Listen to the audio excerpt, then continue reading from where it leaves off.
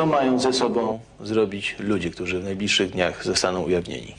Proszę pamiętać, że ci ludzie mieli bardzo wiele czasu na to, żeby się wycofać. Nikt ich nie zmuszał do wchodzenia do rządu mazowieckiego, nikt ich nie zmuszał do wchodzenia do rządu bieleckiego, nikt ich nie zmuszał do wchodzenia do parlamentu. Ci ludzie chcieli to zrobić. Robili to dla karier, robili to również dla pieniędzy, robili to również dla kontynuowania agentury.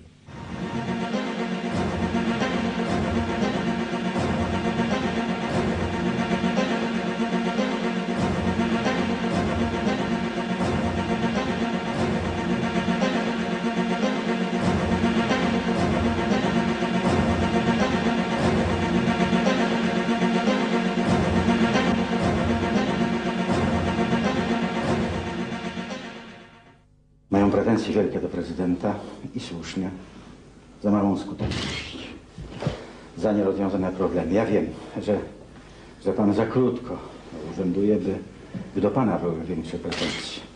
Natomiast coraz bardziej czuję za plecami oddech niezadowolenia.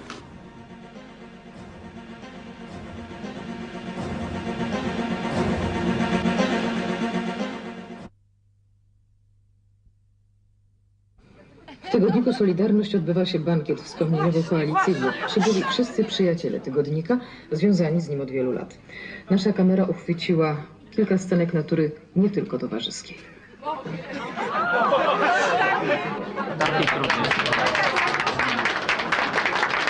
Jan Olszewski z trybuny sejmowej powiedział dziś, że minister Parys realizował program, który był aprobowany przez premiera. Parys wykonywał go z energią i konsekwencją, powiedział Jan Olszewski. To nie zmieścimy się.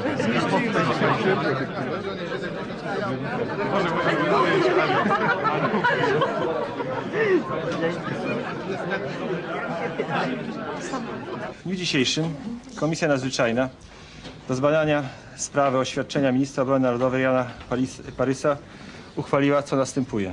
Minister Jan Parys nie gwarantuje dobrej współpracy między Ministerstwem Obrony Narodowej i Biurem Bezpieczeństwa Narodowego w przyszłości. Niedawno, jak pamiętacie, stawałem przed komisją sejmowej z powodu wybryków byłego ministra Jana Parysa, który zarzucał mi blokowanie połączenia z prezydentem. Jak się okazało, w efekcie była to nieumiejętność obsłużenia centralki telefonicznej. W czasie wizyty prezydenta w Rosji na 2 godziny przed rozmową z Borysem Jelcynem Lech Wałęsa otrzymał szyfrogram od premiera Jana Olszewskiego, który zdaniem rzecznika prezydenta Andrzeja Życimskiego odbierał mu możliwość wszelkiego ruchu. Premier nie zgadzał się na przyjęcie punktu dotyczącego możliwości powstania polsko-rosyjskich spółek joint ventures w części obiektów przejmowanych przez stronę polską. Rząd uważał, że do tego stopnia ten artykuł jest nie do przyjęcia, że gdyby miał być wprowadzony gdyby miał być utrzymany w tym protokole, to ten protokół nie mógłby być podpisany. Jeśli byłbym tutaj rezydentem GRU albo jakimś ich szefem, to bym teraz intensywnie werbował agentów, bo nawet jak wszyscy wyjdziemy, to po nas zostaną właśnie ci ludzie. Czy organizowałby pan joint venture? Tak, oczywiście. Jeśli bowiem istnieje jakaś stricte sowiecka organizacja, to łatwiej ją wam kontrolować. Ale kiedy istnieje polsko-radziecki biznes, ja nie jestem oczywiście przeciwny polsko-radzieckim interesom, ale kiedy powstaje on w miejsce byłych wojskowych struktur, to ja jako hipotetyczny rezydent wywiadu sowieckiego wykorzystałbym go.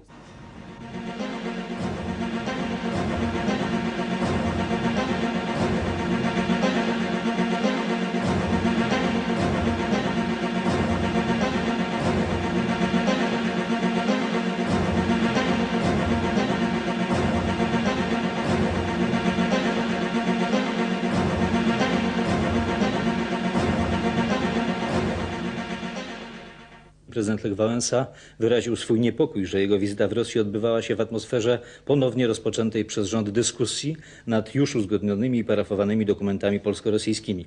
Biuro prasowe prezydenta stwierdza, że nieodpowiedzialność rządu mogła doprowadzić do całkowitego załamania rozmów. Ostatecznie został uzgodniony protokół w kształcie korzystniejszym niż protokół w swoich wersjach poprzednich.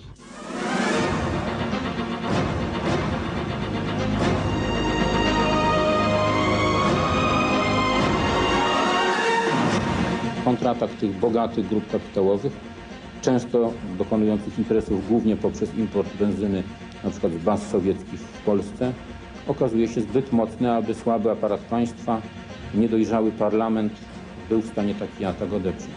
A co tu dopiero mówić o regulacji importu elektroniki, importu tanich tkanin z Dalekiego Wschodu, tego wszystkiego, co robią wszystkie cywilizowane kraje. Minister spraw zagranicznych Krzysztof Skubiszewski poinformował, że prezydent Lech Wałęsa wiedział o nieprzychylnym stanowisku rządu wobec 7. punktu protokołu finansowego do traktatu polsko-rosyjskiego. Punkt ten dotyczył działalności spółek cywilnych w obiektach byłej Armii Radzieckiej w Polsce. Szef polskiej dyplomacji nazwał nienormalną sytuację, że prezydent jest negocjatorem, ale zaznaczył: czasami takie sytuacje powstają. Ważne jest to, że sprawa miała dobry finał. W początku nasze stosunki z ZSRR, następnie z poszczególnymi republikami naznaczone było prosowietyzmem. Krzysztof Skubiszewski był ostatnim ministrem spraw zagranicznych w Europie opowiadającym się za jednością Związku Socjalistycznych Republik Radzieckich.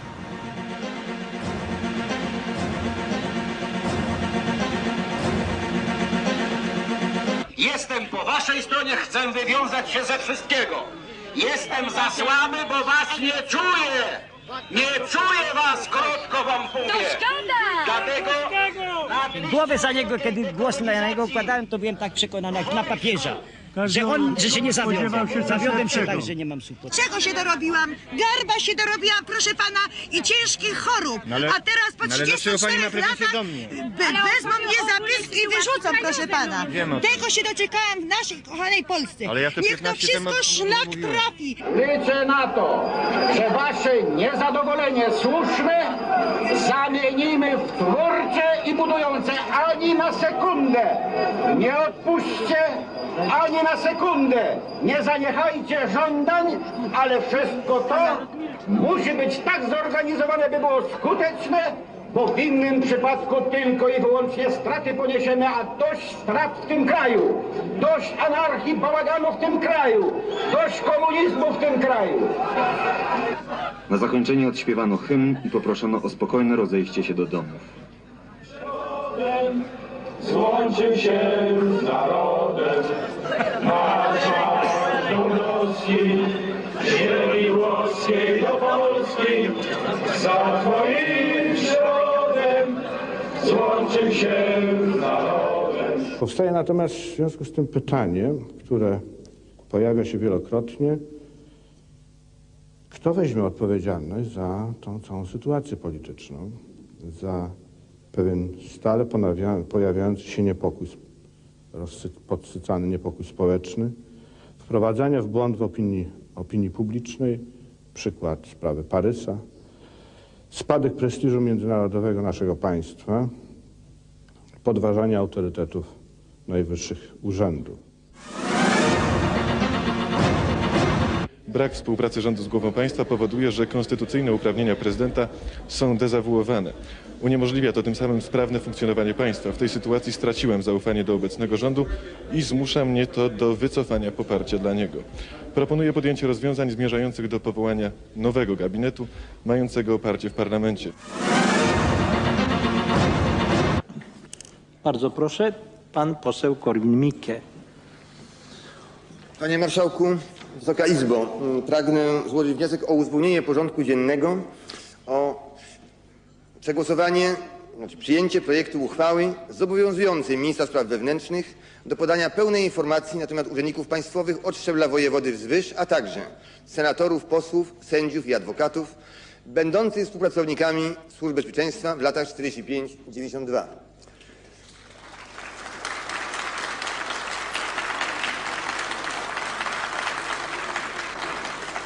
Sądząc z oklasków, nie muszę tego uzasadniać. Atmosfera, jaka panuje, jest jasna. Ja wnoszę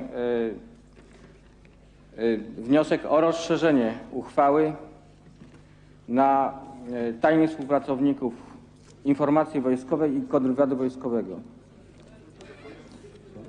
Panie pośle, nie ma dyskusji, nie mogę tego brać pod uwagę. Wnoszę o uniknięcie tej przewlekłej dyskusji, jaka zwykle dotyczy tego typu uchwał, i proponuję, żeby przyjąć tę uchwałę w głosowaniu bez dyskusji. Ja rozumiem, że autorom tego wniosku bardzo się śpieszy, Jeżeli ma to być podane do ogólnej wiadomości, proszę o wyjaśnienia między innymi pana ministra sprawiedliwości i ministra spraw wewnętrznych, w jaki sposób ta uchwała jest do pogodzenia z istniejącą ustawą o policji, artykułem 21 punkt 1 i 2, z artykułem, i to jest zapytanie. Proszę o spokój. Panie marszałku, czy mogę skończyć? Proszę skończyć zapytanie.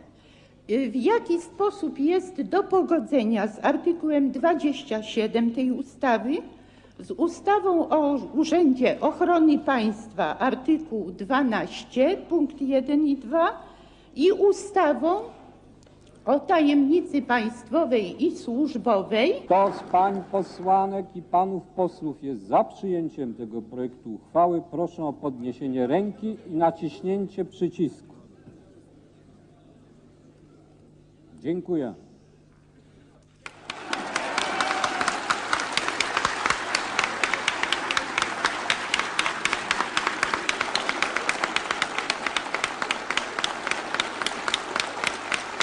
Przy sprawie formalnej nastąpiło zasadnicze złamanie podstawowych zasad państwa prawa. Uchwałą tej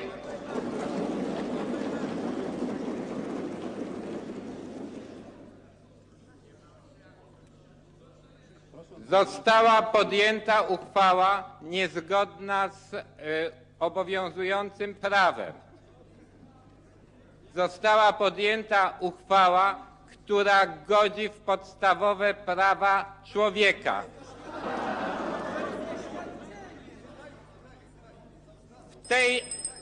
W tej sytuacji czuję się w obowiązku oświadczyć, że nie mogę uczestniczyć w dalszych pracach Sejmu. Kluby Unii, Kongresu, PPG i Solidarności Pracy uważają, że za wykonanie tej uchwały minister spraw wewnętrznych musiałby być pociągnięty do odpowiedzialności konstytucyjnej i karnej. 4 kluby parlamentarne uznały, że brak wszelkiej kontroli nad decyzjami ministra grozi wykorzystaniem uchwały do prywatnych porachunków politycznych. Panowie, czy ta uchwała jest legalna czy nielegalna? Jak może być legalne postępowanie, w którym ktoś, kto, jak powiedział dzisiaj w Sejmie Aleksander Małachowski, jest faktycznie skazywany na infamię wyrokiem ministra spraw wewnętrznych, jest skazywany na tę karę bez orzeczenia sądu, bez jakiejkolwiek kontroli niezawisłego organu, bez możliwości odwołania się od tego wyroku, bez jakiegokolwiek trybu określonego jakimkolwiek prawem, bez możliwości jakiejkolwiek obrony. Jest obywatel i urząd, który w sposób samowolny określa, czy ma być on skazany na infamię, czy nie, bez odwołania. No, to wracamy w bardzo ponure czasy, całkowicie antyprawne. Moim zdaniem wracamy, czy budujemy czasy pełne nadziei. No nareszcie Polska przestanie być krajem, gdzie konfidenci, donosiciele, współpracownicy policji politycznej, komunistycznej, ludzie odpowiedzialni za tą całą zbrodnię, ci ludzie pełnią, czy mogli pełnić funkcje publiczne. Moim zdaniem ta uchwała przynosi nam zaszczyt. Moim zdaniem ta uchwała wreszcie wyrównuje sytuację pomiędzy nami a innymi krajami postkomunistycznymi. Polska była fenomenem, który do tej pory takiej uchwały nie przeprowadził. Moim zdaniem ta uchwała jest zgodna z prawem i moim zdaniem te zastrzeżenia Unii i to jakby te obiekcje są drugorzędne, nieprzekonujące i niezrozumiałe. Urząd Pełnomocnika zobowiązany jest do informowania zakładów pracy, instytucji, organizacji społecznych i partii politycznych o byłych agentach i współpracownikach Stasi, jeśli pełnią obecnie funkcje kierownicze. Każdy obywatel, również środki masowego przekazu, mają prawo zażądać wglądu do teczek personalnych dowolnie wybranych osób. Czechosłowackie Ministerstwo Spraw Wewnętrznych otrzymało już ponad 300 000 próśb o wydanie zaświadczeń stwierdzających, że ktoś nie był agentem policji politycznej STB. Ustawa szczegółowo określa, o które funkcje chodzi. Z wyboru, mianowania lub powołania w administracji państwowej, np. w Kancelarii Prezydenta, Urzędzie Rady Ministrów, Radiu, Telewizji lub Państwowej Agencji czy STK, w przedsiębiorstwach państwowych, w bankach państwowych i na kolei. Nie mogą ich piastować osoby, które w latach 48-89 były funkcjonariuszami STB. Były członkami władz Komunistycznej Partii Czechosłowacji od szczebla powiatowego. Każdy może zostać oskarżony 6 sierpnia. Pan poseł 6 czerwca, no właśnie, bo... 6 czerwca pan poseł Niesiołowski też. To Sejm będzie decydował o losie. Także tryb jest prosty, panie pośle. Prosty jest. Otrzyma marszałek Sejmu, tak jak wszystkie informacje z rządu, w konwencie seniorów, w którym pan zasiada i ja, my się zastanowimy, w jakim trybie te informacje upowszechnić. Ja sobie nie wyobrażam, muszę powiedzieć, procesu ministra spraw wewnętrznych za to, przed sądem III Rzeczypospolitej, za to, że ujawnił komunistycznych konfidentów, i nie wyobrażam sobie również sytuacji, jak pan mówi, procedury sądowej, aby sędziowie, często właśnie konfidenci, sądzili ludzi za to, że tych konfidentów, no, od czegoś trzeba zacząć. Myśmy przekroczyli pewną granicę, na szczęście to już jest inna Polska dzisiaj. Minister Macierewicz swoim nieodwołalnym wyrokiem każdego może nazwać agentem i każdego może wyeliminować z polskiej sceny politycznej. To na krótką metę jest efekt. Na dłuższą metę oczywiście przyniesie to totalną wojnę wszystkich przeciw wszystkich w Sejmie. Z tej uchwały wyjdzie zwycięstwo społeczeństwa, moim zdaniem. To wyjdzie zwycięsko, zobaczymy wkrótce. Dziękuję bardzo. Dziękuję. Prezydent Lech Wałęsa powiedział na konferencji prasowej w Sejmie, że nie przekreśla premiera Jana Olszewskiego. Samym szatanem? Oj, za daleko. Nie, bo ksiądz mi da popalić, nie. A więc nie, z każdym innym i z rogami, jeśli będzie trzeba, dla Polski nie ma, nic nie ma nie. Nic nie ma nie. 65 posłów z Unii Demokratycznej, Kongresu Liberalno-Demokratycznego i Polskiego Programu Gospodarczego zgłosiło wniosek o odwołanie rządu Jana Olszewskiego. Szef klubu parlamentarnego Unii Bronisław Geremek powiedział, że trzeba zgłosić kandydata na premiera. Kandydatem Unii powinien być Tadeusz Mazowiecki. Dziwią mnie protesty Unii między innymi. Nie wiem, czy mają aż tyle w związku z tą uchwałą do stracenia, że aż tak krzyczą. W każdym bądź razie jest to koniec grubej krechy. Taktyka polityczna ostatnich dni ze strony Unii Demokratycznej i Kongresu Liberalno-Demokratycznego polega na tym, że chcą natychmiast zmienić rząd. Wówczas zmieni się również Ministerstwo Spraw Wewnętrznych i ta cała akcja zostanie zablokowana. Właśnie Unia i Kongres jest odpowiedzialna za to, że przez 2,5 roku nie zrobiła niczego w celu ujawnienia agentury i odsunięcia agentury od władzy nad Polską.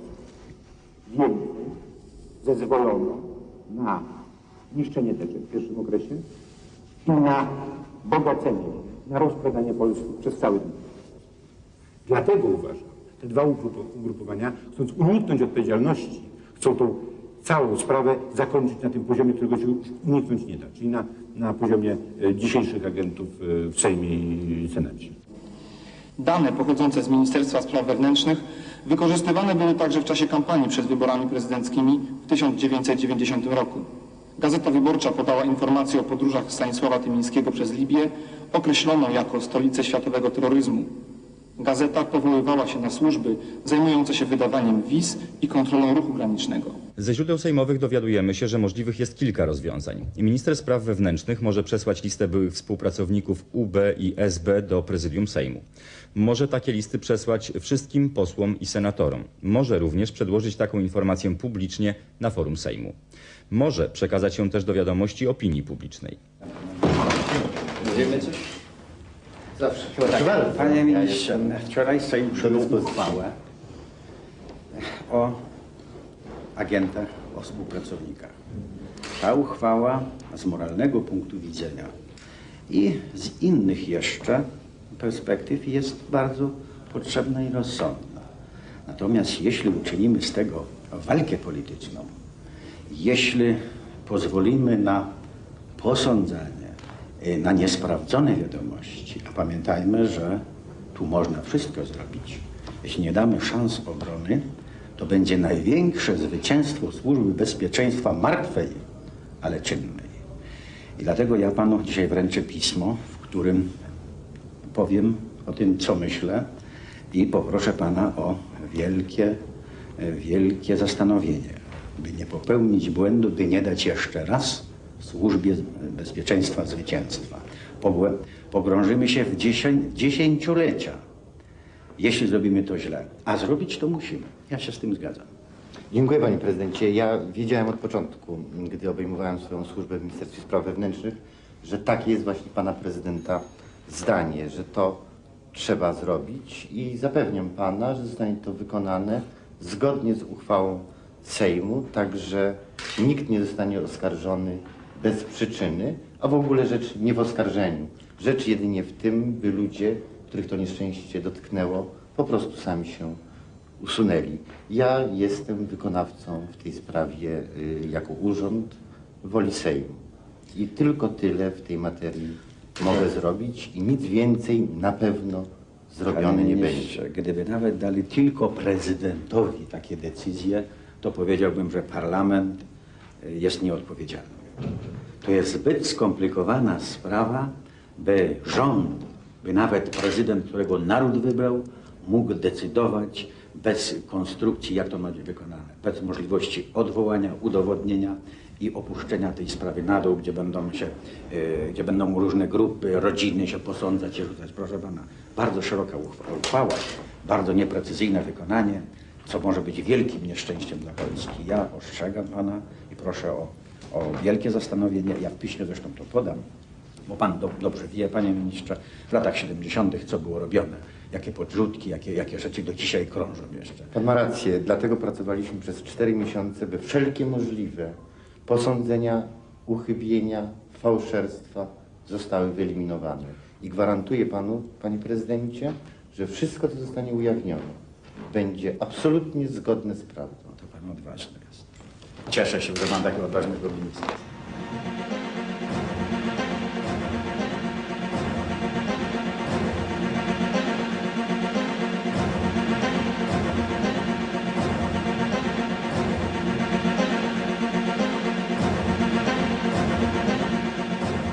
Nie istniało coś takiego jak teczka agenta. Czegoś takiego w praktyce nie było. Nie było jednej teczki, którą łatwo można wyciągnąć, zniszczyć, wynieść.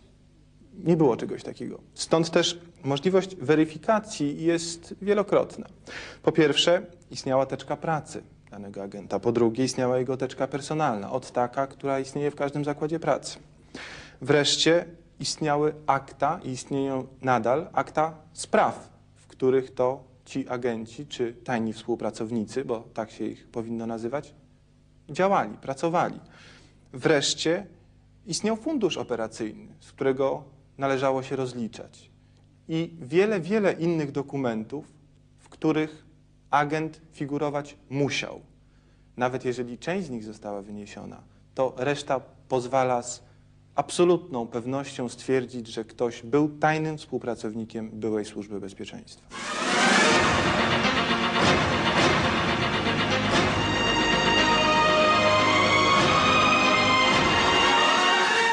Od lata 1989 roku rozpoczął się proces likwidacji dokumentów MSW.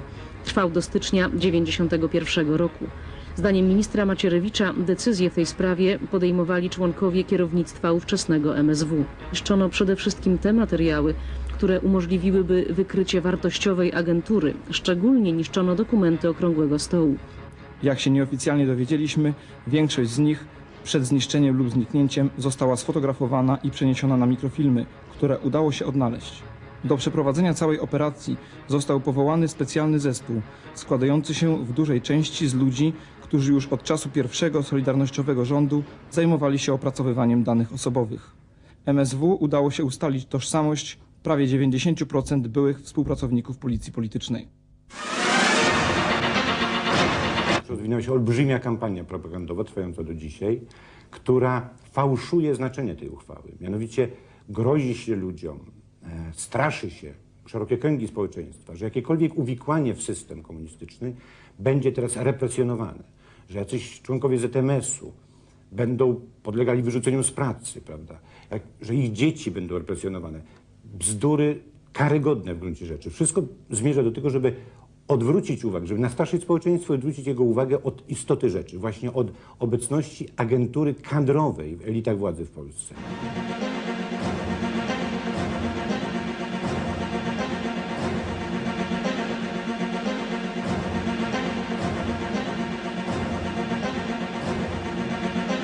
pozwolę sobie przytoczyć słowa mojego czechosłowackiego odpowiednika, rzecznika prasowego Federacyjnego Ministerstwa Spraw Wewnętrznych, pana Martina Fendrycha. Otóż uważa on, że takie stanowisko prasy jest powodowane faktem utrzymywania się w składach redakcji większości dziennikarzy, którzy pisali już w dawnym systemie, wśród których było wielu agentów StB, czyli Czechosłowackiej Służby Bezpieczeństwa. Ja niczego nie sugeruję.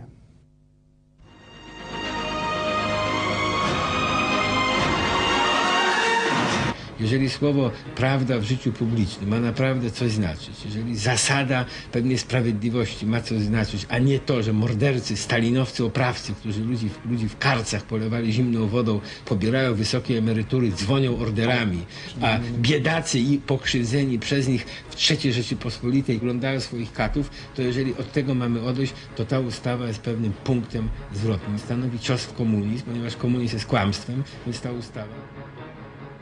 Czy po tym ujawnieniu zostanie choć jeden ośrodek władzy czysty, który mógłby stabilizować sytuację? Oczywiście.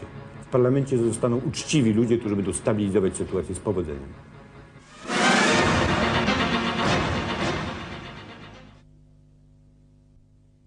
Nadal nie jest znany sposób, w jaki minister spraw wewnętrznych zamierza wykonać czwartkową uchwałę Sejmu.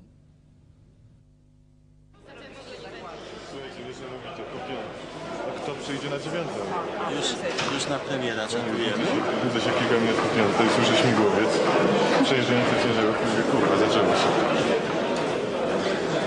Większość przewodniczących klubów parlamentarnych odebrała dziś z kancelarii Sejmu szare koperty opatrzone klauzulą tajne. Koperty z materiałami z MSW dotarły do Sejmu około godziny 9 rano.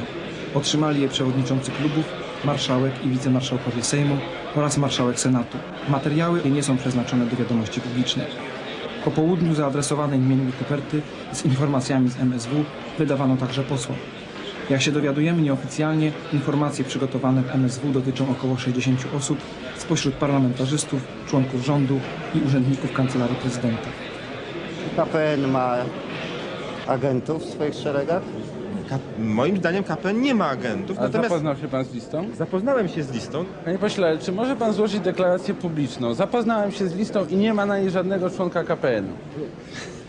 Zapoznałem się z listą, o tym niestety nie... Teczka zaczyna, to pismo zaczyna się od twierdzenia, iż ujawnienie tych materiałów to jest zdrada tajemnicy państwowej, a jak sprawdziłem w kodeksie karnym, to jest od roku do 10 lat. Ale my nie mówimy o nazwiska, nie pytamy o nazwiska, tylko czy jest jakiś członek... W pana klubie.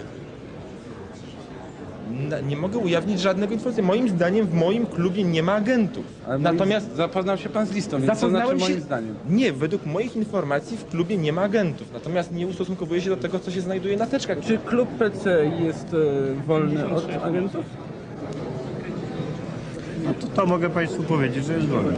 Czyli może pan stwierdzić, że oficjalnie, że klub PC nie ma żadnego nazwiska na liście, tak? Nie ma. Czy jeszcze oprócz tego jakiś klub jest? Może dlatego był tak nielubiany przez ludzi. Może dlatego ta partia była tak nielubiana. Jest to po prostu stek kłamstw, wszystko cośmy tu usłyszeli i ja bym to chciał panu Macierewiczowi powiedzieć. Zaczyna się od inwektywy ogólnikowej, którą można przypisać wszystkim, a potem są nazwiska, w które ja po prostu nie wierzę. Dziękuję. Czy ma pan jakieś powody, żeby twierdzić, że... Szereg mam takich powodów. Są tam ludzie, których znam, z którymi działałem blisko i ja to wiem i mi żaden papierek z żadnego ministerstwa nie jest potrzebny. Być może będą tutaj pewne elementy szoku, ale takiego szoku ozdrowieńczego i koniecznego, nieuniknionego. Nie można było dalej prowadzić spraw państwa polskiego w tej sytuacji, która się w ciągu ostatnich lat ukształtowała. Karty z nazwiskami agentów UB i SB przekazane szefom klubów parlamentarnych zawierają podstawowe dane o konkretnym TW, czyli tajnym współpracowniku. Oto niektóre kryptonimy: Malwa, Tulipan, Chata, Prym, Aleksander, Lech, Karyks. Są informacje o tym, w jakiej kartotece figuruje agent. W niektórych teczkach znajduje się adnotacja: materiały zniszczone. W innych informacja o tym, że teczka agenta się zachowała. Tu następują tabele z numerami, a poniżej data zaprzestania kontaktów. Są posłowie, senatorowie, również urzędnicy wszystkich urzędów, zarówno ministerstw, jak i kancelarii pana prezydenta. Natomiast nie ma wojewodów, także w tym punkcie uchwała nie została wykonana. Czy na liście są członkowie rządu? Są. Czyli gdyby pan jeszcze raz miał zgłosić taki wniosek o ujawnienie tych list, złożył pan jeszcze raz? Tak. Czy pan jest zdziwiony pewnymi nazwiskami, które są na liście? Paroma jestem zaskoczony.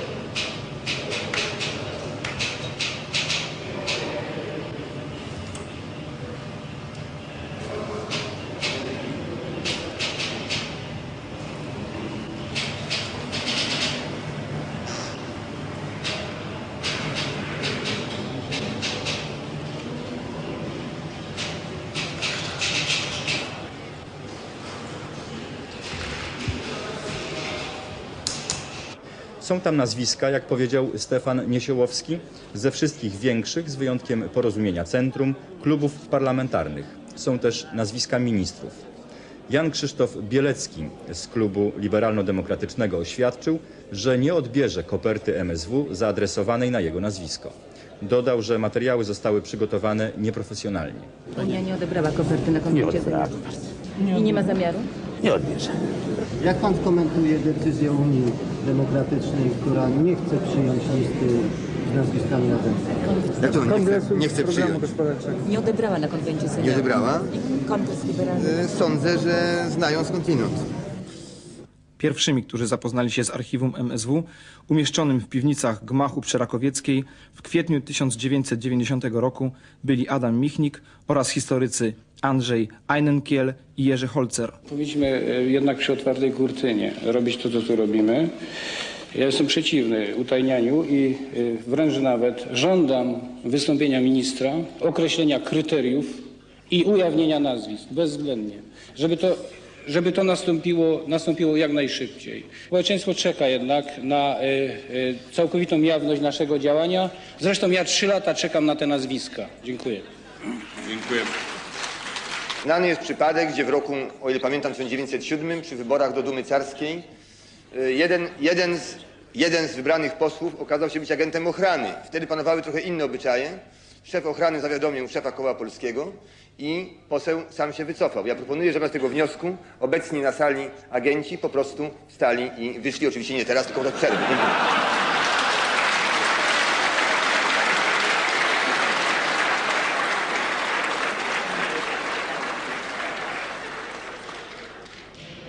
To jest taki chory na sprawiedliwość, kto tak bardzo wierzy w to, że on to potrafi rozpatrzeć. Jak znajdziemy takich sędziów sprawiedliwych, to ja będę za tym, żeby to zrobić. Tylko na przykład znajdźmy tych sędziów. Dlatego starałem się o stworzenie pewnych procedur kontrolnych, w imię czego zwróciłem się do pierwszego prezesa Sądu Najwyższego, profesora Adama Strzembosza, o podjęcie się funkcji osoby powołującej organ, który mógłby dokonać choćby wstępnej weryfikacji. Rozpoczynamy grę, która się skończy źle dla wszystkich uczestników tej zabawy. Prezydent Lech Wałęsa wydał oświadczenie dotyczące ujawniania konfidentów UB i SB.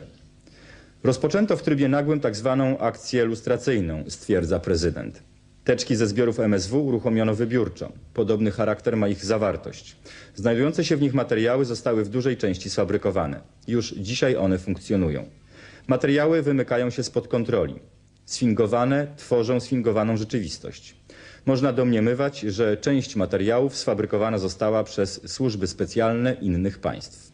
Zastosowana procedura jest działaniem pozaprawnym. Umożliwia polityczny szantaż. Trzeba było krzyknąć prezydencie, Polska strona.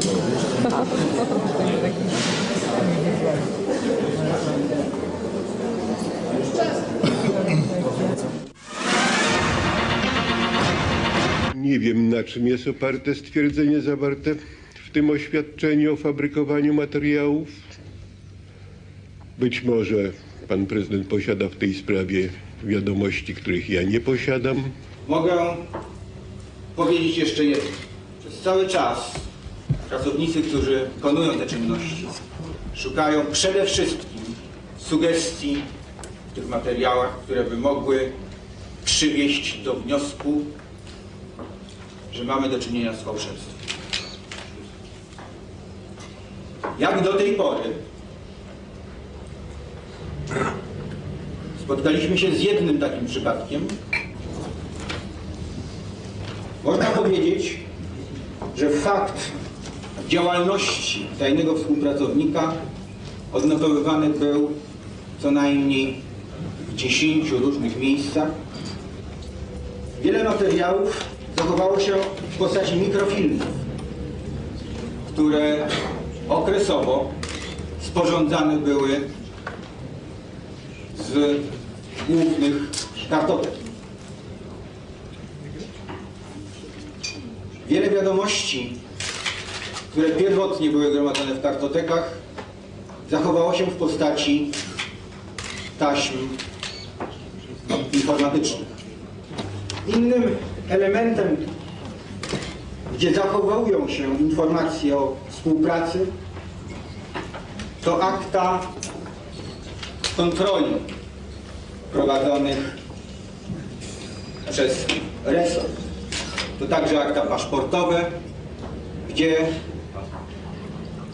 częstokroć odnotowano czy odnotowywano ślady popierania wyjazdów niektórych osób przez zainteresowane instytucje państwowe.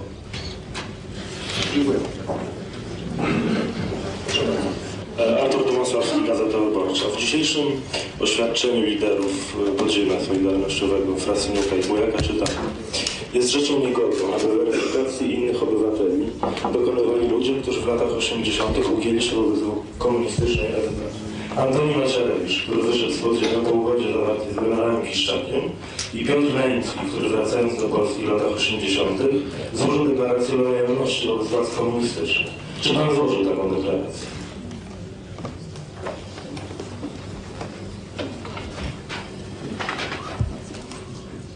W bardzo trudnej sytuacji, proszę pana. Ale odpowiem panu. Nie złożyłem. Oświadczenie pana prezydenta, który mówi o tym, że cała akcja lustracyjna destabilizuje struktury państwa. Muszę powiedzieć, że zawsze uważałem, że przemilczanie tej sprawy, tego jeszcze raz podkreślam, tragicznego spadku, który przekazały nam osoby Służby Bezpieczeństwa komunistycznego PRL-u, stwarzało realne zagrożenia dla stabilizacji państwa. Tą sprawę trzeba rozwiązać i ta sprawa zaczęła być rozwiązana.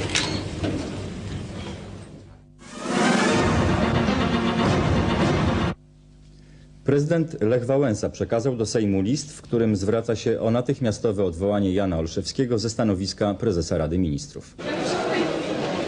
Sądzę, że marszałek w tej chwili dzwoni do pana prezydenta, żeby się dowiedzieć, co to znaczy natychmiastowe.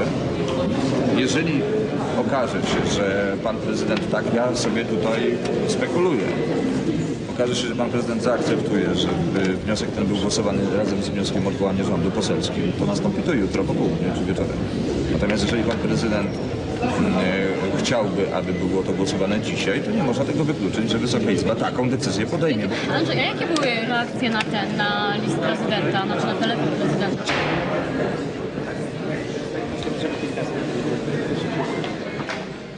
Najprawdopodobniej w tej chwili trwa rozmowa prezydenta z marszałkiem, rozmowa, w której uściśla się, co oznacza owo słowo natychmiast. Czyli czy wniosek o odwołanie rządu ma być głosowany zgodnie z planem jutro wieczorem, czy też być może, to nie jest wykluczone, jeszcze dzisiaj.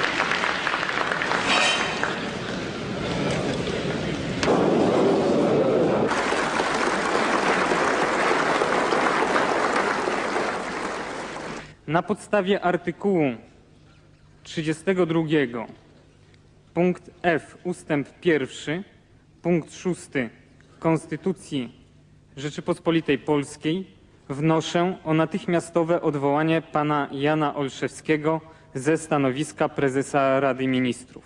Lech Wałęsa.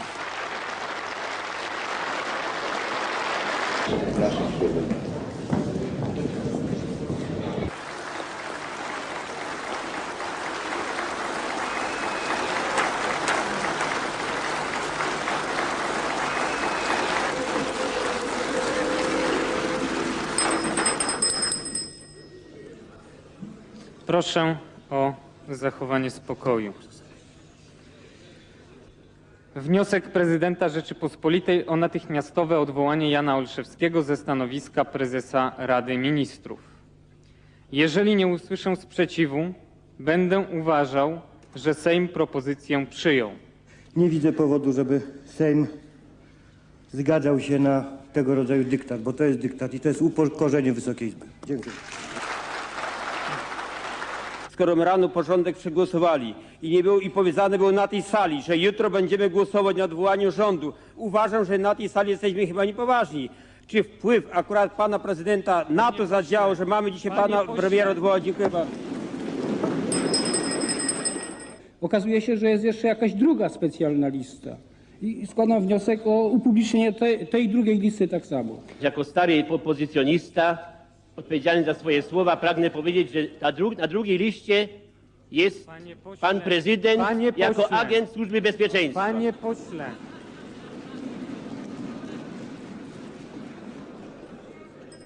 Mamy w istocie rzeczy do czynienia w ciągu ostatniej pół godziny z procedurą obstrukcji parlamentarnej.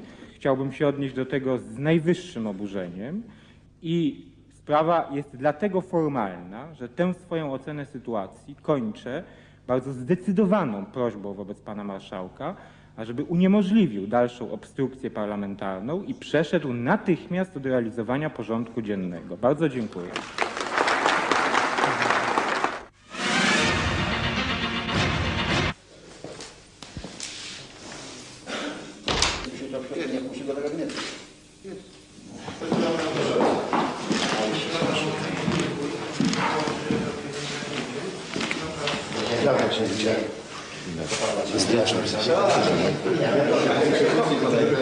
Właściwie takśmy doszli do wniosku, że można nawet w tej chwili powołać premiera na tzw. porozumienie dżentelmeńskie, żeby na tydzień był premierem. W ciągu tygodnia uformujemy koalicję. Wy nie wiecie, jak daleko oni błyskawicznie natychmiast dzisiaj. To jest trochę gangsterski krytyk. Już nie może być żadnych To trzeba powołać 6 ludzi, albo premiera się powołuje. Nie, ale do formowania natychmiastowego gabinetu, żeby jutro, pojutrze był gabinet. Premiera i wicepremiera.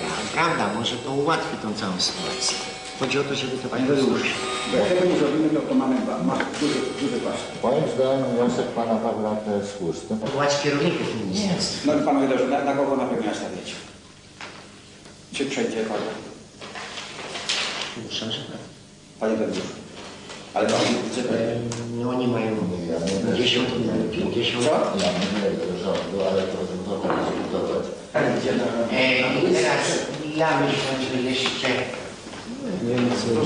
coś się dało. Ale ci krótszy, bo słuchajcie, bo jak nie przejdzie, to jesteśmy w bardzo trudnej sytuacji. Też możemy się porozumieć, później będziemy robić różne układanki jeszcze. Nam natychmiast trzeba zablokować i ludzi nie wpuścić do biura. Ja wtedy nie wspieram, to przejdzie. No?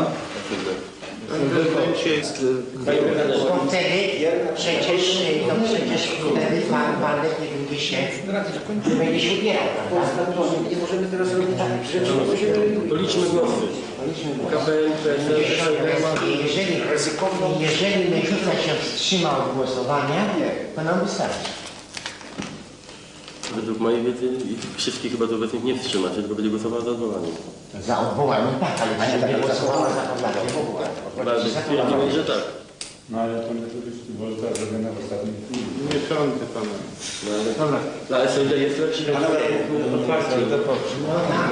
Nie moment, dzisiaj byśmy się wszystko budzili, nie damy rady przeciągnąć. Przecież też są nam wszystkie możliwości, że nie przeciągniemy inaczej. Jeśli najbardziej Może polski klub chce umawiamy się dżentelmeńsko ze mną to włączyć. Że przecież wezmą decyzję, Pawła i koniec, bo musimy iść zaraz na posiedzenie klubu Sejmu, prawda? Dobrze, jak to... Zgoda. Dobra, zgoda. Co? Później. Pismo jest, przygotowujemy, jest pismo przygotowane teraz, ale to się dawało dzisiaj, natychmiast. Ja jutro nie mogę ich przygotować.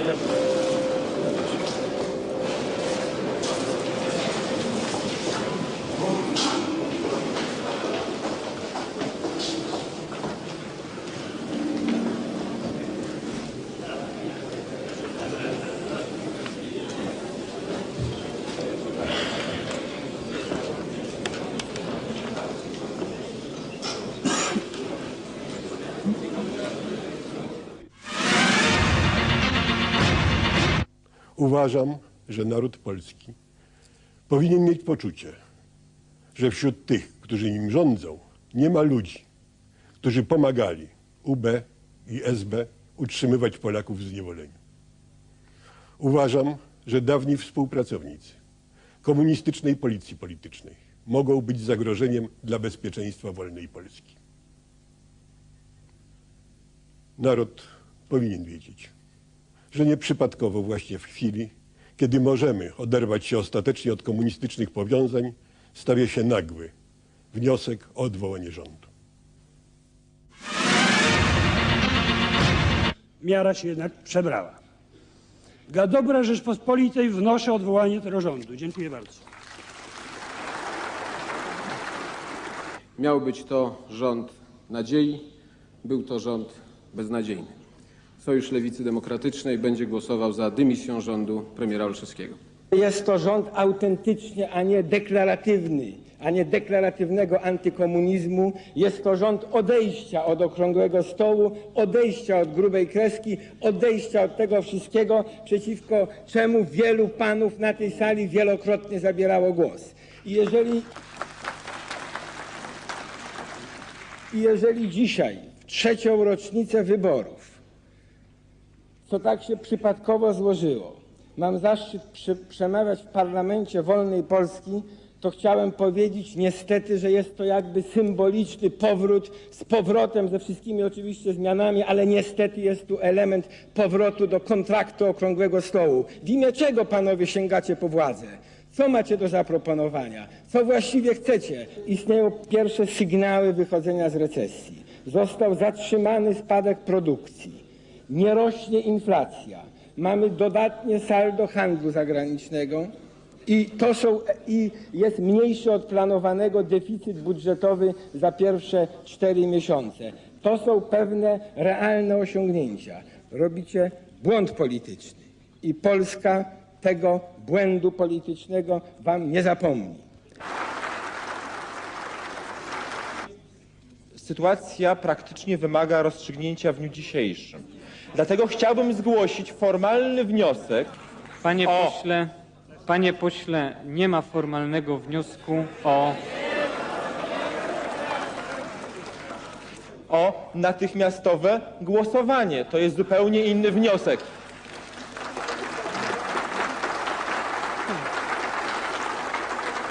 Oświadczam, że nie składam rezygnacji.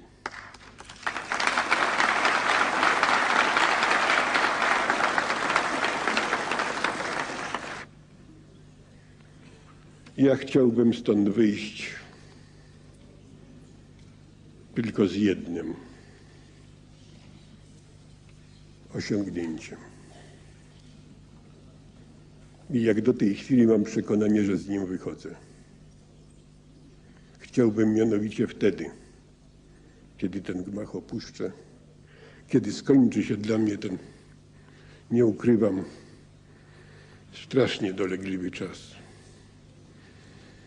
kiedy po ulicach mojego miasta mogłem się poruszać tylko samochodem albo w towarzystwie torującej mi drogę i chroniącej mnie od kontaktu z ludźmi eskortą,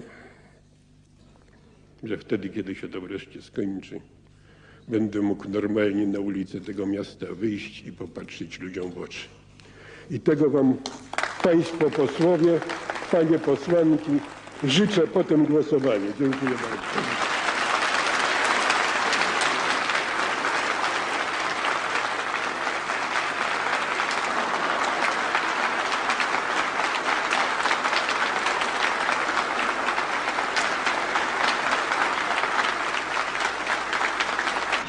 Stwierdzam, że Sejm podjął uchwałę o odwołaniu Rady Ministrów.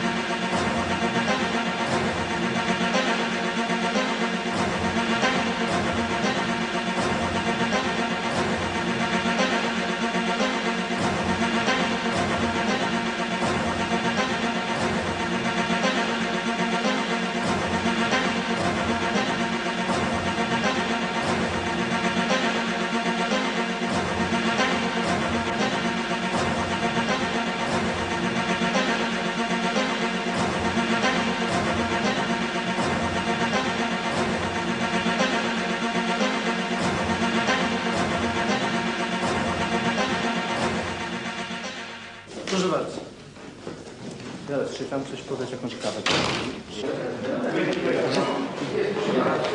Ale kiedyś uzyskałem się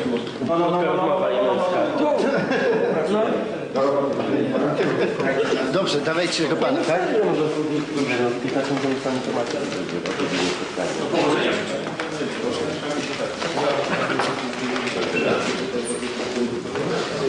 Potem po składam podziękowanie za sytuację dramatyczną, wniosek o MSW i MON. Czyszczę tak sobie ułok. I tutaj mam wolną rękę. Wolną rękę? Dobra, dziękuję.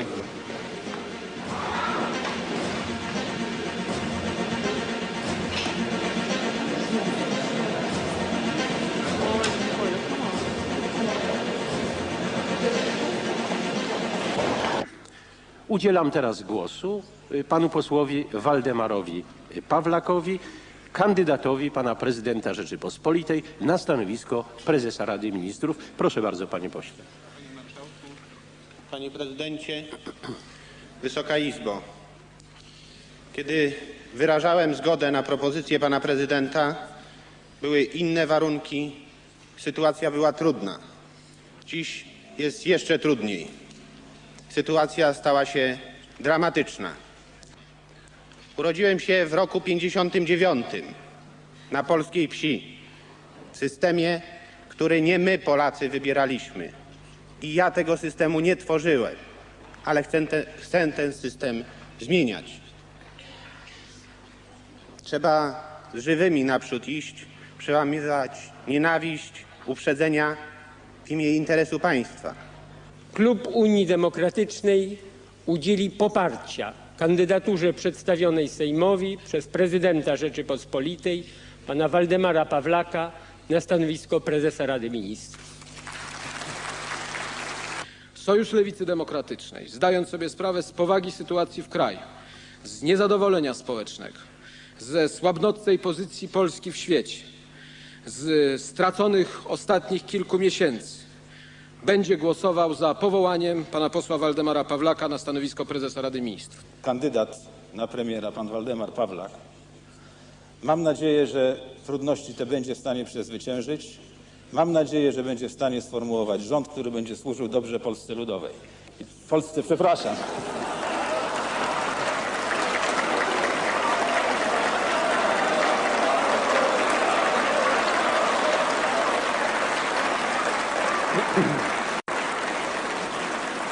Wysoka Izbo, proszę o wybaczenie. o spokój, bardzo przepraszam. Każdemu to się może zdarzyć. Cieszę się.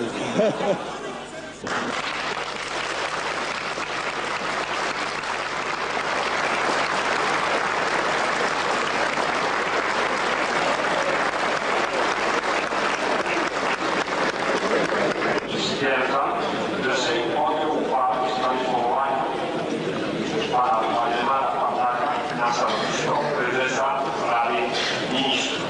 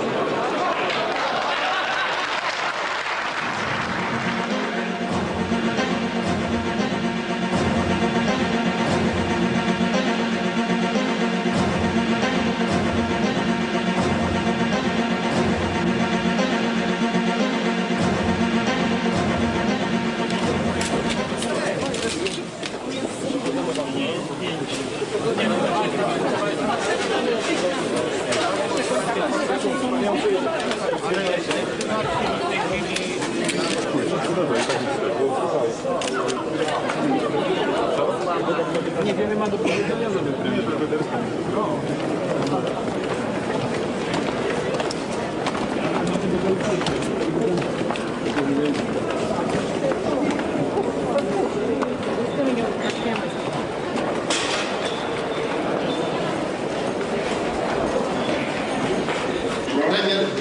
Waldemar Pawlak. Razem założymy jest. Ale ja natychmiast... Ja poprosiłem Włodarczyka, żeby tu ściągnął Szeremietewa i Macierewicza. Będzie to gabinetu premiera do Sejmu. To mi się podoba.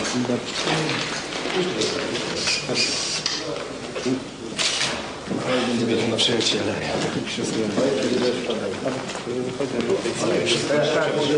Dziękujemy serdecznie, panie prezydencie.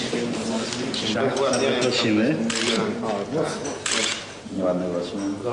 Dobrze. Puścił dłonie prezesa, prezydenta. Dziękujemy bardzo. Jeszcze tak.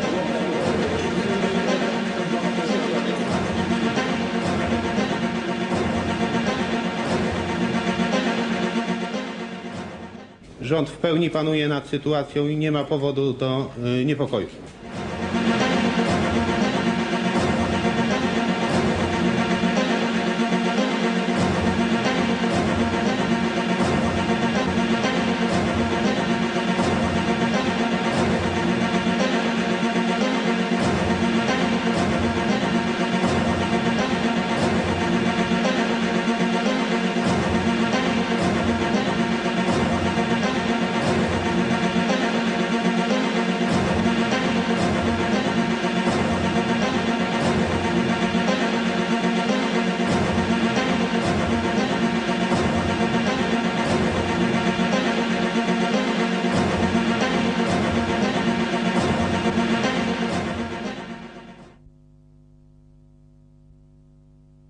Jestem świadom tego, że w związku z tym, iż to mnie Wysoka Izba zleciła zrealizowanie tej uchwały, spadną na mnie oszczerstwa, pomówienia zarówno osobiste, jak i polityczne.